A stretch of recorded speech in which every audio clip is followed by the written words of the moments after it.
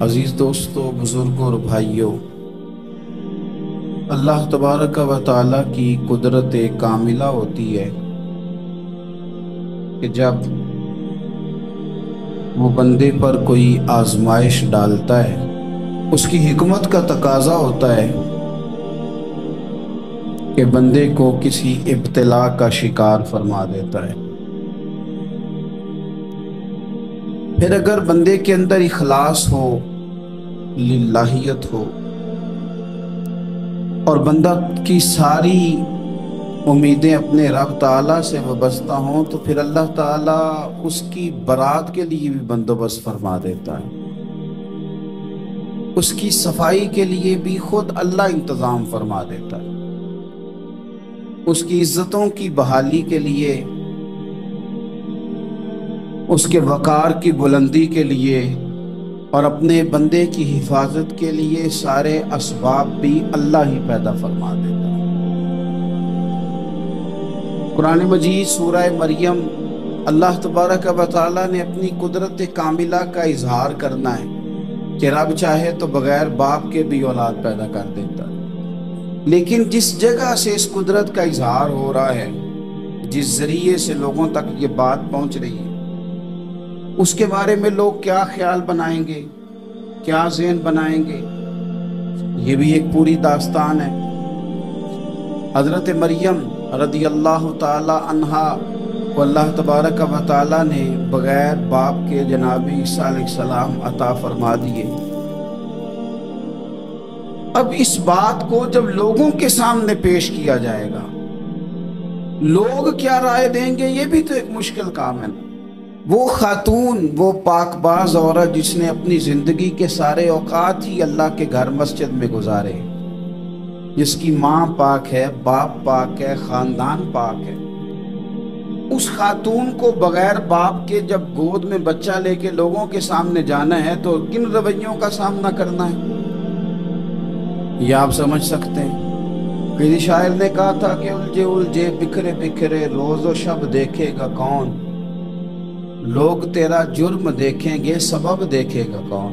لوگ تو ظاہری حالات کو دیکھتے ہیں اور فیصلہ کر دیتے ہیں، سبب کیا ہوا تھا، وجہ کیا بنی تھی، تصویر کا دوسرا رخ کیا، اس پر تو غور ہی کوئی نہیں کرتا۔ اور پھر مخلوق تو فنکار ہے اس درجہ کے پل بھر میں، سنگے در کعبہ سے بھی اصنام تراشے، تم کون ہو، کیا چیز ہے داغ کبابی۔ لوگوں نے تو مریم پہ بھی الزام تراشے، بڑے بڑے باعزت باوقار لوگ، اور ذرا سا کہیں کوئی نقطہ لوگوں کو نظر آتا ہے تو لوگ اس نقطے کو بہت بڑا قصہ بنا لیتے ہیں، بہت زیادہ داستان سرائی کرتے ہیں، نیک لوگوں کو بڑی تکلیف پہنچاتے ہیں۔ لیکن اگر وہ شخص سچا ہے اور اپنے رب کی بارگاہ میں وہ صاف ہے تو پھر اسے زیادہ وضاحتیں دینے کی ضرورت بھی نہیں، اور ویسے بھی جب لوگ بہت زیادہ مخالفت کر رہے ہوں تو وضاحتیں دینا کام بھی نہیں آتا، اس وقت صفائی دے کے انسان مزید الجھتا چلا جاتا ہے۔ حضرت مریم کی گود میں جناب عیسیٰ علیہ السلام تشریف لے آئے تو جناب مریم کو حکم تھا کہ آپ نے بولنا ہی نہیں، آپ نے بات ہی نہیں کرنی، آپ خاموش رہیں۔ وہ خاموش ہیں، بچہ پنگوڑے میں ہے، قوم کے سامنے ہے، تو قوم بڑے سخت نظروں سے دیکھتی ہے، بڑے سخت جملے کہتی ہے، اور انہوں نے کہا کہ مریم یہ بچہ کہاں سے آ گیا، آپ بھی نیک، آپ کا باپ بھی نیک۔ تو جناب مریم نے کیا کہا، قرآن مجید سورہ مریم کی آیت نمبر 29 دیکھیے، فَأَشَارَتْ إِلَيْهِ، تو جناب مریم نے نا پنگوڑے کی طرف اشارہ کیا، جناب عیسیٰ کی طرف اشارہ کیا، توجہ ادھر کی، فَأَشَارَتْ إِلَيْهِ، بچے کی طرف اشارہ کیا، گویا اس سے پوچھ لے تو کون کیا کہتی ہے۔ انہوں نے کہا قَالُوا كَيْفَ نُكَلِّمُ مَنْ كَانَ فِي الْمَهْدِ صَبِيًّا، یہ کیسے بات کرے گا، یہ تو پنگوڑے میں بچہ ہے۔ پنگوڑے میں بچے بھی کبھی بولے ہیں، وہ بولتے ہیں بھائی، پر جب رب چاہے، اور جب اللہ اپنے بندوں کو صاف کرنا چاہے، اور جب رب اپنے بندوں کی عزتوں کا محافظ بنے تو بچے پنگوڑوں میں بھی بولتے ہیں۔ جناب یوسف کے لیے بھی بولا تھا، جناب عیسیٰ بھی پنگوڑے میں بولے تھے، جناب جریج کے لیے بھی بولا تھا۔ بچے بولتے ہیں، لیکن کب، جب رب چاہے کیسے بولے گا یہ تو پنگوڑے میں ہے، لیکن جب انہوں نے دیکھا نا بچے کی جانب، آپ نے منہ سے نہیں کہا، وہاں تو حکم تھا چپ رہنا ہے، وہ خاموش تھی، پنگوڑے کی طرف اشارہ کر کے کہا اس سے پوچھ لو جو پنگوڑے میں ہے، تو جناب عیسیٰ پنگوڑے سے بولے اور سیدھے ہاتھ کے اشارے کر کر کے بولے، کیا کہتے ہیں؟ فرمانے لگے قال انی عبد اللہ۔ عیسائیوں نے کل کلا کو کہنا تھا نا وہ اللہ کے بیٹے ہیں، تو انہیں بات ہی یہاں سے شروع کی، کہنے لگے لوگوں سنو میں اللہ کا بندہ ہوں۔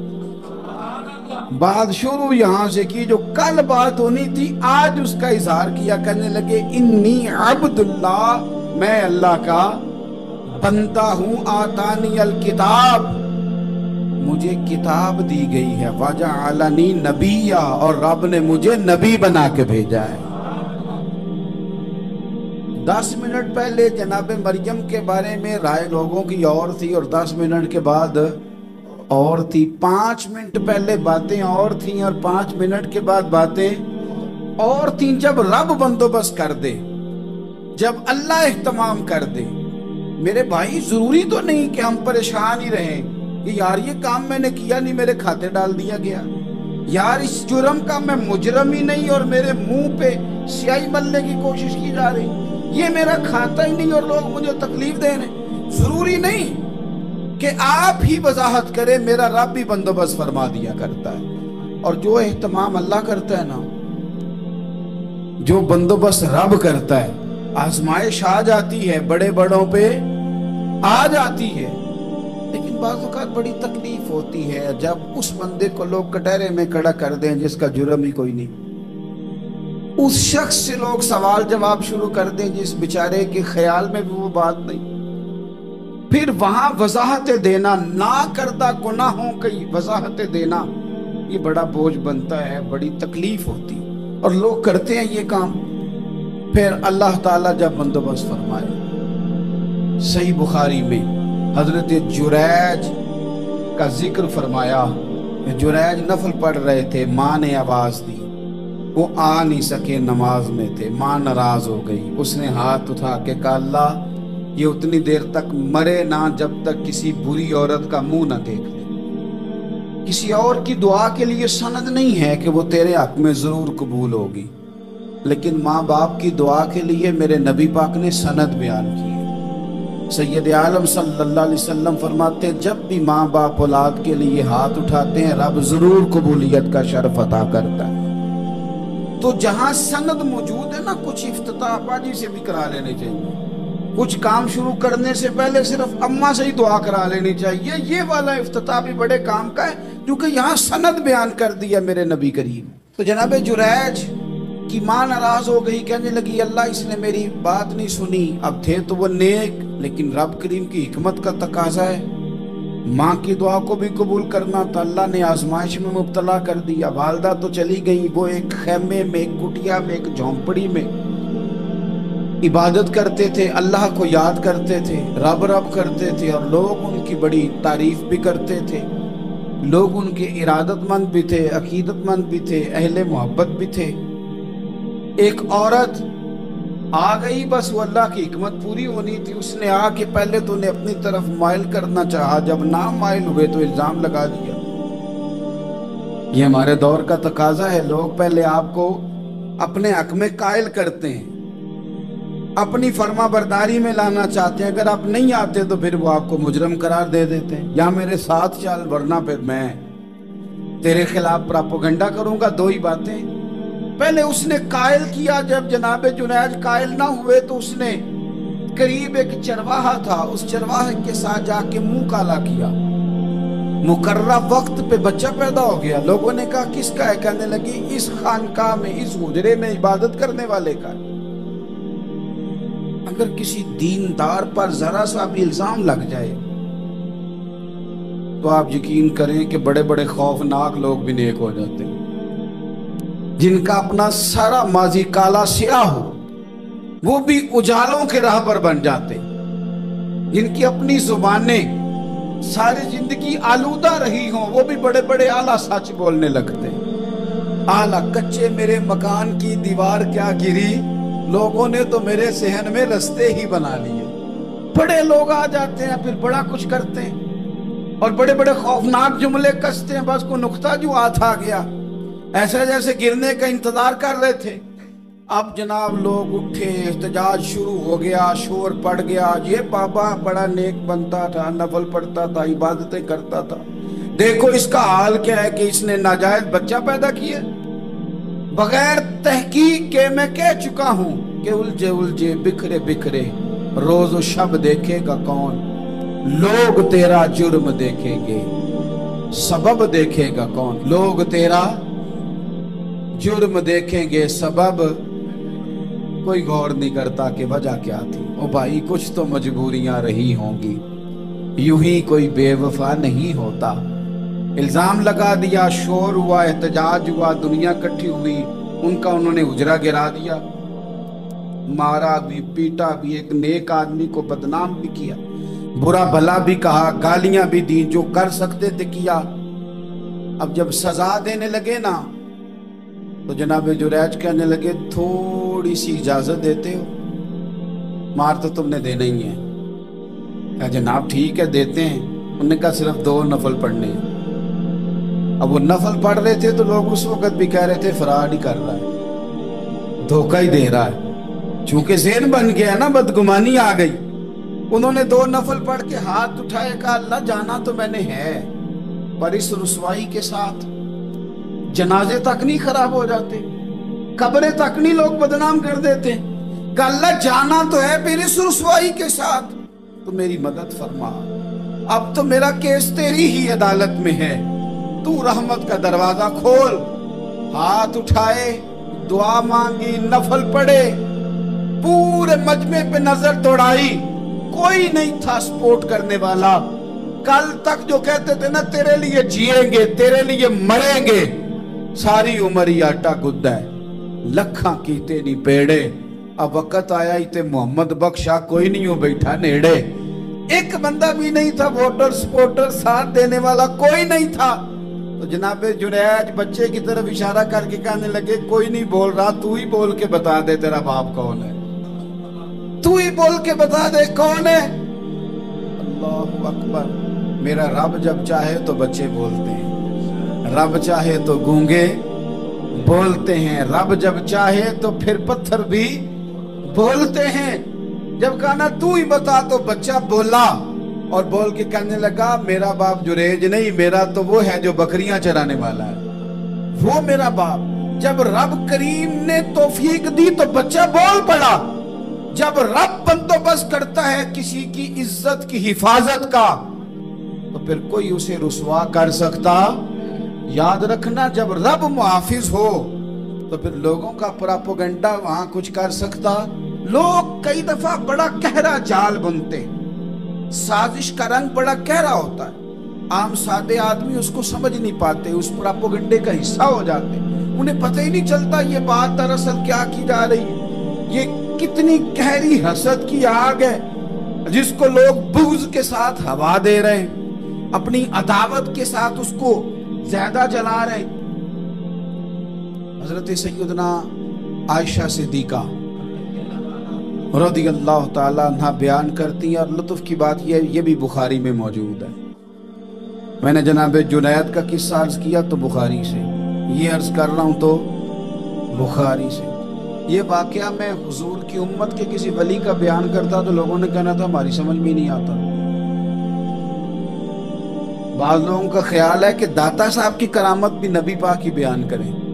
ओ खुदा के बंदों को ख्याल करो, दाता साहब तो कई 100 साल बाद आए हैं, वहां अगर कोई करामत होगी तो हुजूर बयान करेंगे। अगर नबी करीम ने पिछले बनी इसराइल के वलियों की करामतें बयान करके तुम्हें बताई हैं तो उसका माना ये है कि अगर वहां अल्लाह ये शान अता कर सकता है तो तुम तो उम्मतों की सरदार उम्मत हो, उन पर तो निरा फजल है, तुम पर तो रब का फजले कबीर है। तो बस लोग समझने को तैयार नहीं, पिछलों की मान लेते हैं। जनाबे आसफ बिन बरखिया की करामत जो सूरह नमल में आई वो तो मानेंगे, पर गौस पाक की करामत ये पता नहीं अजीब फलसफा है और किस तरह का फलसफा है, ये समझ से बालातार है کہ بنی اسرائیل کا کوئی ولی ہو تو اس کی کرامت ہو سکتی ہے، اور نبی پاک کی امت کا ہو تو اس کی ہو ہی نہیں سکتی۔ کیا معنی ہے اس بات کا؟ اور لوگ ہیں کہ داد و تحسین دے رہے ہیں، واہ واہ کر رہے ہیں۔ اللہ تعالیٰ سمجھنے کی توفیق عطا فرمائے۔ حضرت عائشہ صدیقہ رضی اللہ تعالیٰ عنہ فرماتی ہیں ایک عورت تھی اور اسے نبی پاک صلی اللہ تعالیٰ علیہ وسلم نے وہ کلمہ پڑھ کے مسلمان ہوئی، مدینہ طیبہ آ گئی تو حضور نے مسجد نبوی شریف میں اس کے لیے مکان، ایک سادہ سا کمرہ ساتھ مسجد کے بنوا دیا، وہیں رہنے لگی۔ اکثر وہ سیدہ طیبہ کے پاس آتی تو حضرت عائشہ صدیقہ رضی اللہ تعالیٰ عنہ فرماتی ہیں وہ بڑی باتیں سناتی اور آخر میں کہتی وہ ہار والا دن بھی بڑا عجیب دن تھا، اور میرے رب کی قدرتوں کا دن تھا، وہ بھی بڑا عجیب دن تھا۔ سیدہ عائشہ صدیقہ رضی اللہ تعالیٰ عنہ ایک دن فرمانے لگی کہ تو ہار والے دن کا بڑا ذکر کرتی ہے، وہ کیا دن تھا؟ تو خاتون کہنے لگی اماں جی وہ دن تھا جب میرے رب پر بھروسہ اور مضبوط ہو گیا، جس دن میرا اپنے رب پر توکل اور بڑھا، میرے ایمان میں یقین میں اور پختگی آئی۔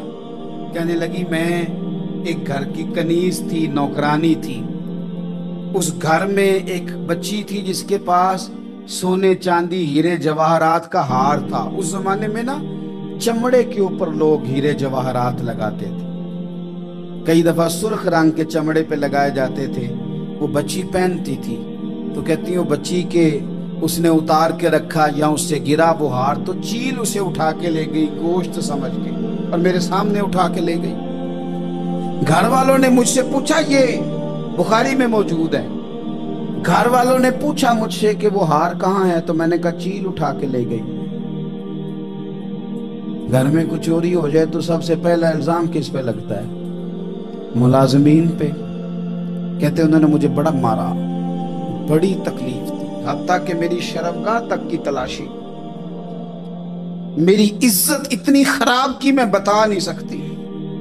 میں نے اپنی زندگی میں ایک واقعہ دیکھا، ایک امیر گھر میں چوری ہو گئی، ملازم کو اتنا مارا کہ وہ چارپائی پہ پڑ گیا، پولیس والوں سے اتنی مار پروائی گئی کہ وہ بیچارہ چارپائی پہ پڑ گیا، اور پھر وہ اتنا بیمار ہوا اور کچھ دنوں کے بعد پتہ چل گیا کہ چور تو اپنا بیٹا ہے ان کا۔ پھر اس کا انتقال ہو گیا۔ اب وہ سیٹھ صاحب اور گھر والے آ کے مرنے والے کے کان میں معافیاں مانگ رہے ہیں، کان میں۔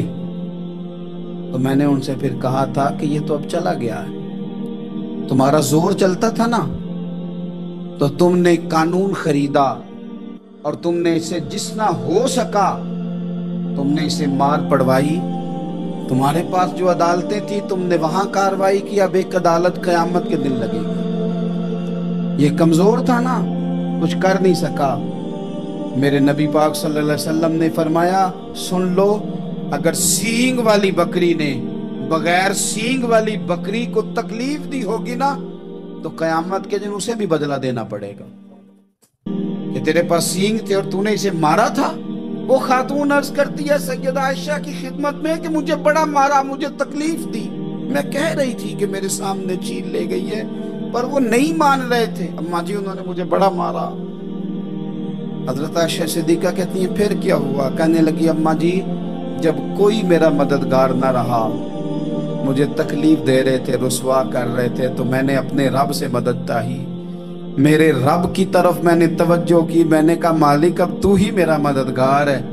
کہتی ہے وہ مجھے مار رہے تھے تو وہ چیل جو ہار لے گئی تھی وہی لے کے واپس آ گئی، اور ہمارے سروں کے قریب لا کے اس نے جب اس ہار کو پھینکا، وہ مجھے چھوڑ کے سائیڈ پہ ہوئے، وہ میری بے گناہی جان گئے، لیکن آپ کو بتاؤں اس دن سے میرا اپنے رب پر یقین اور بڑھ گیا۔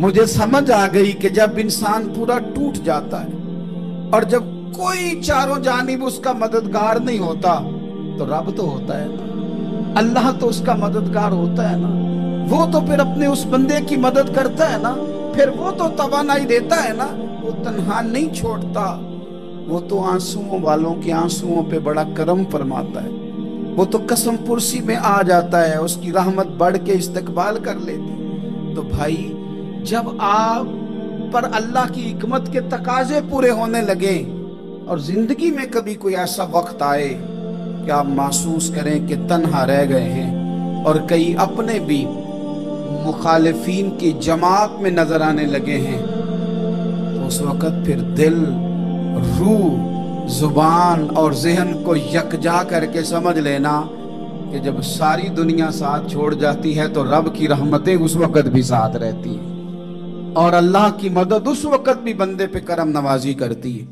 ایک اور حدیث سنیں، لطف کی بات یہ ہے، یہ بھی بخاری میں ہے، یہ بھی واقعہ بخاری میں ہے۔ اللہ اکبر۔ ایک شخص نے نا ایک بندے سے قرض مانگا، اس نے کہا مجھے قرضہ دو۔ وہ کہنے لگا کہ کتنا قرضہ؟ اس نے کہا 1000 دینار۔ دینار سونے کا ہوتا تھا، درہم چاندی کا ہوتا تھا۔ 1000 دینار چاہیے۔ اس نے کہا کوئی گواہ ہے تیرے پاس؟ غریب کا گواہ بھی کوئی نہیں بنتا، کبھی الجھ جائے نا کوئی بندہ تو کئی اپنے بھی کہہ دیتے ہیں کہ ہم اس کے قول فعل کے ذمہ دار نہیں ہیں۔ ایک غریب آدمی کو قرض کی ضرورت پڑ گئی، 1000 دینار چاہیے۔ میں کہہ چکا ہوں کہ درہم چاندی کا ہوتا تھا، دینار سونے کا، اب 1000 دینار لینا ہے۔ تو جس بندے سے اس نے کہا، اگرچہ وہ نیک بندہ تھا، اس نے کہا یار 1000 دینار دے دو، تو کہنے لگا کوئی گواہ ہے تیرے پاس؟ وہ کہنے لگا غریبوں کا گواہ کون ہوتا ہے؟ ہاں ایک گواہ ہے۔ کہا کون؟ کہا میرا رب، وہ تیرے اور میرے بیچ گواہ ہے۔ اس نے کہا کوئی کفیل، اگر تو پیسے نہ دے سکے تو وہ بعد میں دے دے، یا تجھے کچھ ہو جائے تو وہ دے دے۔ اس نے کہا کفیل بھی میرا اللہ ہی ہے، میرے پاس اگر ہے تو رب کریم کا نام ہے، اگر اعتماد کر سکتا ہے تو کر لے۔ بندہ نیک تھا، اس نے کہا رب کے نام پہ، رب کی کفالت پہ، اللہ کو گواہ بنا کے میں تیار ہوں تجھے 1000 دینے۔ اس نے 1000 دینار دے دیا، وقت واپسی کا طے ہو گیا۔ وہ چلا گیا پیسے لے کے۔ اس نے پوری محنت کی کہ میں نے وقت پہ پیسے لوٹانے، پوری محنت بھی کر لی، اللہ نے مدد بھی کر دی، پیسے بھی اس تاریخ کو اسے مل گئے۔ بعض لوگوں کا تو لوٹانے کا دل ہی نہیں نہ ہوتا۔ فرمایا حدیث پاک میں کہ تو لوٹانے کا ارادہ کر، رب تیری مدد بھی فرمائے گا۔ لیکن یہاں بہت سارے لوگ کہتے ہیں خیر ہے، ارادہ ہی نہیں، تو پھر جس طرح کا بندے کا گمان ہو رب بھی اسی طرح کا معاملہ فرماتا ہے۔ اس نے پیسے جمع بھی کر لیے اور واپس دینے کو تیار بھی ہو گیا، لیکن رستہ بحری جہاز کا تھا، کشتی کا تھا، دریا کے رستے واپس آنا تھا۔ اب وہ جب آ گیا دریا کے کنارے تو بڑی کوشش کی، پر وہاں اسے کوئی کشتی نہیں ملی۔ وقت پہ پیسے لوٹانے ہیں، سفر کرنا ہے، اب سواری میسر نہیں ہے۔ سوچ سوچ کے پریشان تھا کہ میں نے تو اللہ کے نام پہ لیے۔ اچانک دل میں ایک تجویز آئی، اس نے ایک لکڑی لی، لکڑی کو اندر سے کھولا، 1000 دینار اس میں بھرا، بخاری پڑھ رہا ہوں، اور ساتھ ایک خط بھی لکھا کہ یار میں پیسے پہنچانا چاہتا تھا پر مجھے کوئی چیز نہیں ملی دریا کے اس پار آنے، اللہ کے نام پر تیری طرف روانہ کر رہا ہوں۔ اور یہ کہہ کہ وہ لکڑی دریا میں رکھ دی، وہ لکڑی ڈوب گئی ہے، واپس آ گیا۔ وہ جس نے پیسے لینے تھے وہ عین مقررہ وقت پر دریا کنارے آیا۔ صبح سے سر شام تک اس نے انتظار کیا، دل ڈھلنے لگا تو دل میں خیال آ گیا کہ یار نہیں، اس نے دینے ہی نہیں، جھوٹا وعدہ کر گیا، پہنچا ہی نہیں وقت پہ۔ اب جب واپس لوٹنے لگا تو اچانک دریا میں ایک لکڑی تیرتی ہوئی دکھائی دی۔ کہنے لگا لے جاتا ہوں، شام کو روٹیاں پکانے کے کام آئے گی، ایندھن بنا کے جلا لوں گا، ہنڈیاں پک جائے گی۔ لکڑی اٹھا کے جلانے کے لیے گھر لایا، گمان تھا کہ وہ نہیں آیا وعدہ کر کے، اللہ کو کفیل اور وکیل بنا کے اور گواہ بنا کے پھر بھی نہیں آیا۔ لکڑی لے کے گھر گیا، بخاری ہے، اور جب اس کو چیرا نہ کہ میں اس کی آگ جلاؤں گا، کھولا تو اندر سے 1000 دینار بھی نکل آیا، خط بھی نکل آیا۔ اب ذرا سمجھنا، اس کے دل میں بات کس نے ڈالی کہ تو لکڑی میں پیسے ڈال دے؟ اللہ نے۔ اس بندے کو مقررہ وقت پہ کنارے بھیجا کس نے؟ لکڑی صرف اسی کے ہاتھ آئی تو یہ بندوبست کیا کس نے؟ اللہ نے گھر جا کے چیری تو پیسے بحفاظت اس تک پہنچائے کس نے؟ تو پھر ہمیں بھی توجہ اللہ کی جانب ہی کرنی چاہیے، ہمارے پہ دل کی توجہ رب کی طرف ہی ہونی چاہیے نا، ہمیں ادھر ادھر جانے کی، دیکھنے کی، بندوں پر غور کرنے کی ضرورت کیا ہے؟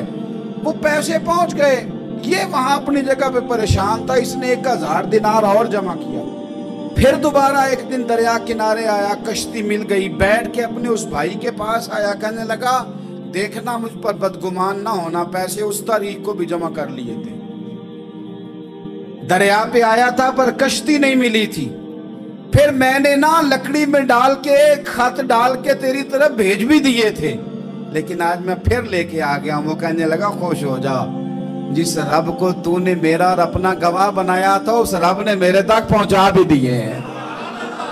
جب لوگ اللہ کو گواہ بناتے ہیں، رب کی جانب اپنی توجہ کرتے ہیں، اپنی چاہتوں، خواہشات اور اپنی ساری چٹھیاں اپنے رب کریم کی رحمت کی طرف روانہ کرتے ہیں، پھر اللہ اپنے بندوں کو مایوس نہیں کرتا، اللہ اپنے بندوں کو نواز دیتا ہے، اللہ تبارک و تعالیٰ اپنے بندوں پہ کرم نوازی کرتا ہے۔ او سنگیو، ساری امیدیں سیٹھوں، نوابوں، دنیا داروں سے کیوں وابستہ کرتے ہو؟ ساری توجہات کا مرکز کیوں ان لوگوں کو بناتے ہو جو تمہیں دنیا میں مضبوط نظر آتے ہیں؟ اپنی توجہات کا مرکز اپنے خدا کو بنائیے، اپنے مالک کی جانب اپنی ساری خواہشات کا رخ پھیر دیجئے، اپنی توجہات اپنے رب کی جانب کر لیجئے، وہ اپنے بندوں پہ بڑی کرم نوازی فرماتا ہے، وہ عزتوں کا بھی محافظ ہے، وہ پریشانیوں میں کرم نوازیاں فرمانے والا ہے، وہ ساتھ دینے والا ہے، وہ اس کی رحمت قریب آ کے بندے کو سہارا دیتی ہے، وہ اپنے فضل سے اپنے بندوں کی ہر مشکل میں دستگیری فرماتا ہے۔ اسیاں سے کبھی ہم نے کنارہ نہ کیا، اور تو نے بھی تو دل آزردہ ہمارا نہ کیا، ہم نے تو جہنم کی بہت کی تدبیر، پر مولا تیری رحمت نے گوارا نہ کیا، عدل کریں تے تھر تھر کمبن، اچیاں شانہ والے، تجھے تو فضل کریں تے بخشے جاون، میرے جے منہ کالے، آخر دعوایا ان الحمدللہ رب العالمین۔